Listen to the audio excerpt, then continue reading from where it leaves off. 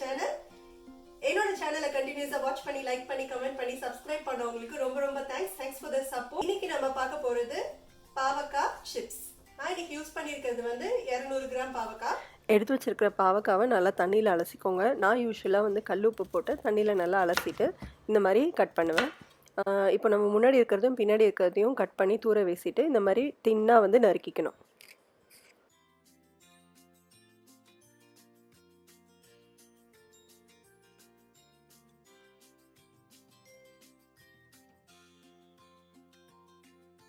இதில் நான் யூஸ் பண்ணியிருக்கிற ஜீரக பவுடர் வந்து நான் வீட்லேயே அரைச்சது. நம்ம வந்து ஹோல் ஜீரகம் எடுத்துக்கிட்டு மிக்சியில் போட்டு அதை பொடி பண்ணிக்கணும், அவ்வளோதான்.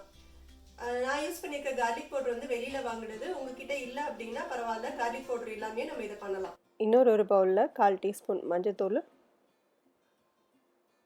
1/2 டீஸ்பூன் உப்பு, 1 டீஸ்பூன் ஜீரக பவுடர், 1/4 டீஸ்பூனு கார்லிக் பவுடர்.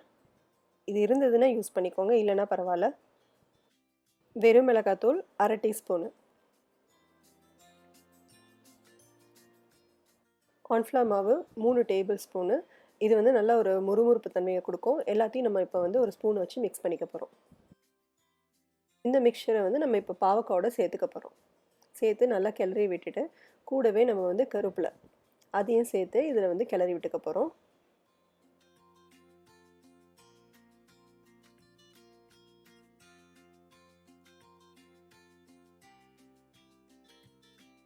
இப்போ இதை வந்து நம்ம ஓரமாக வச்சுட்டு நம்ம இப்போ கடாயை சூடு பண்ணி அதில் 1 கப்பு ஆயிலை சேர்த்துக்க போகிறோம்.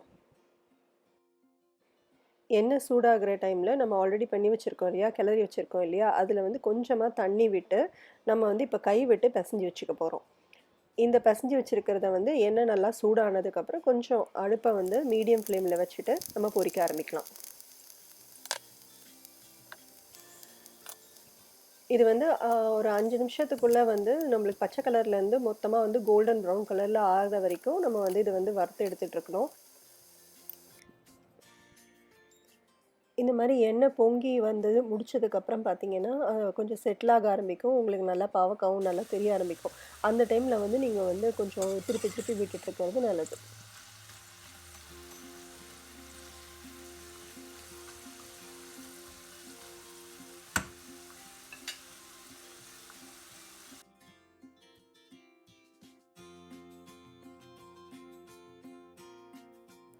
இது நல்லா புரிஞ்சிடுச்சு.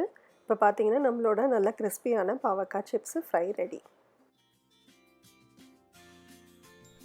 இந்த பாவக்காய் சிப்ஸ் வந்து நம்ம வந்து இதை பிளெயினாகவும் சாப்பிடலாம், ஸ்நாக்ஸ் மாதிரியும் சாப்பிடலாம்.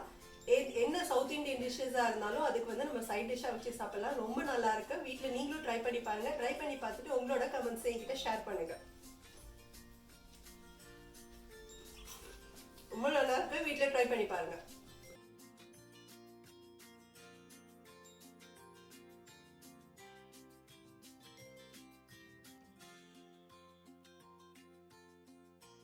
See you in the next video.